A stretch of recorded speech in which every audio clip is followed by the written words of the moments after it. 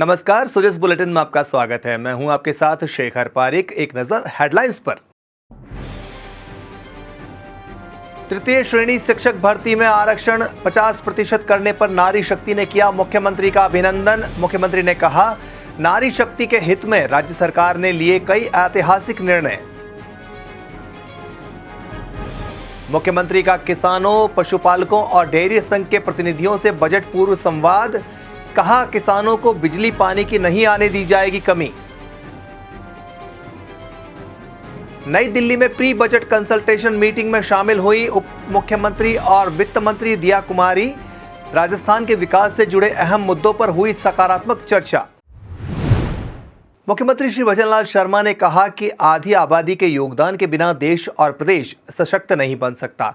इसलिए प्रदेश सरकार नारी शक्ति के उत्थान और चहुमुखी विकास के लिए प्रतिबद्धता से कार्य कर रही है। उन्होंने कहा कि महिला सशक्तिकरण के लिए महिलाओं को बराबर के अधिकार और अवसर मिलना जरूरी है। मुख्यमंत्री आज मुख्यमंत्री निवास पर राज्य में तृतीय श्रेणी शिक्षक भर्ती में महिलाओं का आरक्षण बढ़ाकर 50% करने पर नारी शक्ति द्वारा अभिनंदन और आभार समारोह को संबोधित कर रहे थे। इस दौरान बड़ी संख्या में आई महिलाओं ने मुख्यमंत्री को पुष्पगुच्छ भेंट कर उनका आभार जताया। मुख्यमंत्री ने कहा कि महिला सशक्तिकरण आर्थिक स्वतंत्रता तक ही सीमित नहीं है, बल्कि ये सामाजिक, शैक्षिक और राजनीतिक क्षेत्र में भी महिलाओं को समान अवसर प्रदान करता है। महिलाएं सशक्त होंगी तो वे परिवार और समाज के विकास में महत्वपूर्ण योगदान देंगी। मुख्यमंत्री ने कहा कि भारतीय संस्कृति में प्राचीन काल से ही नारी शक्ति को आदर और सम्मान दिया जाता है। उन्होंने कहा कि प्रदेश में नारी शक्ति के हित में कई ऐतिहासिक फैसले हुए हैं। हमारी सरकार ने प्रदेश की नारी सशक्तिकरण के लिए हमने तृतीय श्रेणी शिक्षक भर्ती परीक्षा में 30% से 50% आरक्षण का लाभ हमारी माता बहनों को हमने देने का काम किया।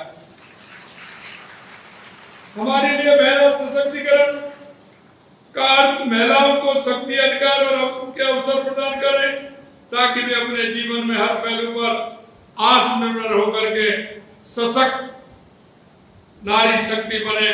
ये हमारी कल्पना है। ये केवल आर्थिक स्वतंत्रता तक सीमित नहीं है, बल्कि ये सामाजिक, शैक्षिक, राजनीतिक क्षेत्रों में भी हमारी बहनों की भागीदारी बढ़े। देश को सशक्त करने में हमारी बहनें आगे आए। वैसे भी भारतीय संस्कृति में प्राचीन काल में से ही आप देख रहे हैं, महिलाओं का आदर और सम्मान आप देख सकते हैं। मुख्यमंत्री श्री भजनलाल शर्मा ने कहा कि किसानों और पशुपालकों की आय में बढ़ोतरी ही राजस्थान की समृद्धि का प्रतीक है। किसानों और पशुपालकों को आत्मनिर्भर बनाने से ही विकसित राजस्थान की मजबूत नींव तैयार होगी। उन्होंने कहा कि किसान कल्याण से जुड़े विषयों को आगामी परिवर्तित बजट में शामिल करने के हर संभव प्रयास किए जाएंगे। मुख्यमंत्री ने शुक्रवार को मुख्यमंत्री कार्यालय में किसानों, पशुपालकों और डेयरी संघ के प्रतिनिधियों के साथ बजट पूर्व संवाद किया। उन्होंने कहा कि कृषि एक व्यवसाय नहीं बल्कि कर्तव्य है, जिसे किसान पूरी निष्ठा के साथ निभा रहे हैं। विपरीत भौगोलिक और जलवायु परिस्थितियों में भी किसान अन्न पैदा कर हमारा पोषण कर रहे हैं। हम सब अन्नदाताओं के ऋणी हैं और ये ऋण नहीं चुकाया जा सकता है। मुख्यमंत्री ने कहा कि प्रधानमंत्री की प्राथमिकताओं की सूची में भी किसान कल्याण सबसे ऊपर रहा है। राज्य सरकार का 6 माह का कार्यकाल भी किसानों के सर्वांगीण विकास को समर्पित रहा है। उन्होंने कहा कि हमारी सरकार ने गेहूं की एमएसपी पर 125 रुपए का बोनस देकर 2400 रुपए प्रति क्विंटल करने और पीएम किसान सम्मान निधि के तहत देय राशि 6000 रुपए से बढ़ाकर 8000 रुपए करने का महत्वपूर्ण निर्णय लिया है। साथ ही 10,000 करोड़ रुपए का ब्याज मुक्त फसली ऋण उपलब्ध भी करवाया जा रहा है। अनुसूचित जनजातियों के सामाजिक और आर्थिक विकास के लिए राज्य सरकार संकल्पबद्ध है। इसी क्रम में मुख्यमंत्री श्री भजनलाल शर्मा ने राजस्थान जनजाति परामर्शदात्री परिषद में सदस्यों का मनोनयन किया है। परिषद में राजस्थान विधानसभा में निर्वाचित अनुसूचित जनजाति के 14 विधायकों को सदस्य बनाया गया है। साथ ही एक गैर सरकारी सदस्य के पद पर श्री पुष्कर तेली का मनोनयन भी किया गया है। मुख्यमंत्री ने कहा कि अनुसूचित जनजातियों के सर्वांगीण विकास के लिए परिषद अहम भूमिका निभाएगी। ये परिषद जनजाति क्षेत्रीय विकास विभाग द्वारा क्रियान्वित की जा रही योजनाओं की समीक्षा कर सकेगी, साथ ही नई योजनाओं के लिए परामर्श दे सकेगी। इससे अनुसूचित जनजातियों और अनुसूचित क्षेत्र का सामाजिक, सांस्कृतिक और आर्थिक विकास सुनिश्चित हो सकेगा। आपको बता दें कि परिषद द्वारा राज्य के अनुसूचित जनजातियों के कल्याण और उन्नति से संबंधित ऐसे विषयों पर भी सलाह दी जाती है जो राज्यपाल द्वारा निर्दिष्ट किए जाएं। मुख्यमंत्री श्री भजनलाल शर्मा ने बड़ी सादड़ी नीमच ब्रॉडगेज रेल परियोजना के लिए रेलवे को भूमि आवंटित करने की स्वीकृति दी है। प्रतापगढ़ जिले की छोटी सादड़ी तहसील में 38.3649 हेक्टेयर भूमि आवंटित की जाएगी। आगामी मंत्रिमंडल की बैठक में भूमि आवंटन के इस प्रकरण को अनुमोदन के लिए रखा जाएगा। गौरतलब है कि वर्ष 2017-18 के रेल बजट में स्वीकृत हुई 48.35 किलोमीटर लंबी ये रेल परियोजना 495.18 करोड़ रुपए की लागत से जून 2026 तक पूरी होगी। मुख्यमंत्री के इस निर्णय से प्रतापगढ़ जिले के लोगों को रेल परिवहन सुविधा का लाभ मिलेगा। नीमच मार्ग पर औद्योगिक इकाइयां अधिक है। इस नए रेल मार्ग से रेलवे को उदयपुर सहित अन्य स्थानों पर भी माल भाड़ा परिवहन में सुविधा मिलेगी।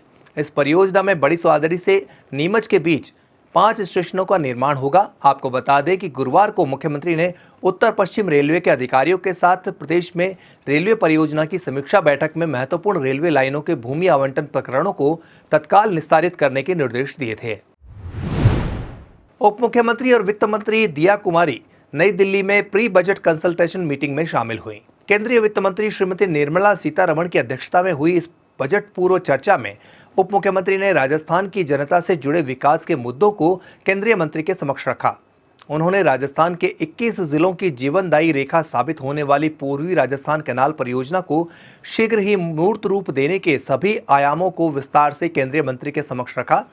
साथ ही उन्होंने राजस्थान में संचालित जल जीवन मिशन की प्रगति और इस मिशन को अधिक मजबूती देने के राजस्थान सरकार के प्रयासों के बारे में जानकारी देते हुए केंद्र सरकार से और अधिक सहयोग की मांग की।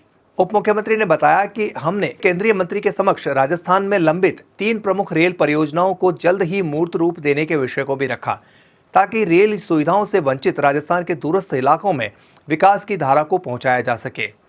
प्रदेश में नए राष्ट्रीय राजमार्गों के निर्माण और उनके सुदृढ़ीकरण को लेकर भी केंद्रीय मंत्री से बैठक के दौरान चर्चा की गई। परिवहन एवं सड़क सुरक्षा विभाग की अतिरिक्त मुख्य सचिव श्रीमती श्रेया गुहा ने कहा कि हाईवे पर बढ़ती सड़क दुर्घटनाओं के लिए अवैध पार्किंग और अतिक्रमण जिम्मेदार है। उन्होंने पुलिस विभाग को ऐसा करने वाले व्यक्तियों पर तुरंत एफआईआर दर्ज करने और सख्त कार्रवाई करने के निर्देश दिए। श्रीमती गुहा शुक्रवार को शासन सचिवालय में एनएचएआई और सड़क परिवहन एवं राजमार्ग मंत्रालय के अधिकारियों के साथ एक्सप्रेस वे और राष्ट्रीय राजमार्गों पर बढ़ती सड़क दुर्घटनाओं की रोकथाम के लिए आयोजित बैठक की अध्यक्षता कर रही थी। बैठक में प्रेजेंटेशन के माध्यम से बताया गया कि राज्य की कुल सड़क लंबाई में से राष्ट्रीय राजमार्गों की लंबाई 4% है, लेकिन इन पर वर्ष 2023 में राज्य की कुल मृत्यु दर का लगभग 38% घटित हुआ। अतिरिक्त मुख्य सचिव ने लगातार बढ़ती दुर्घटनाओं और मृत्यु दर को चिंताजनक बताते हुए भारतीय राष्ट्रीय राजमार्ग प्राधिकरण और मॉर्थ के अधिकारियों को इस पर तुरंत कार्रवाई करने के निर्देश दिए। उन्होंने दुर्घटना के समय आपातकालीन वाहनों की निर्बाध आवाजाही व्यवस्था सुनिश्चित करने के भी निर्देश दिए। हाईकोर्ट के निर्देश पर प्रदेश में बजरी और अन्य खनिजों के अवैध खनन, परिवहन और भंडारण के खिलाफ राज्यव्यापी अभियान जारी है। अभियान के दौरान शुक्रवार को जयपुर में बड़ी कार्रवाई करते हुए बजरी का अवैध परिवहन करते 3 डंपर जब्त किए गए हैं। वहीं डीग पहाड़ी के सुजात का खोला में 4 एस्केलेटर जब्त किए गए हैं। अभियान के तहत प्रदेश में 20 जून तक 445 उपकरण, मशीनरी और वाहन जब्त किए जा चुके हैं। खान सचिव श्रीमती आनंदी ने बताया कि खनन कार्य में उपयोग आने वाली बड़ी मशीनरी आदि की जब्ती पर जोर दिया जा रहा है, ताकि अवैध खनन गतिविधियों में लिप्त लोगों में भय का वातावरण बन सके। उन्होंने कहा कि अभियान के दौरान 20 जून तक अवैध खनन के 48, परिवहन के 425 और भंडारण के 39 प्रकरणों सहित 412 कार्रवाई करते हुए 65 एफआईआर दर्ज की जा चुकी है। साथ ही 3 करोड़ 30 लाख रुपए से अधिक की राशि वसूल की गई है। वहीं माइंस निदेशक श्री भगवती प्रसाद कलाल ने बताया कि जिला कलेक्टरों की देखरेख में संयुक्त जांच अभियान चलाया जा रहा है। अभियान के दौरान 28 गिरफ्तारी के साथ ही 17,888 टन खनिज जब्त किया गया है। तो आज के सुजिस बुलेटिन में इतना ही। कल फिर होगी आपसे मुलाकात, तब तक के लिए नमस्कार।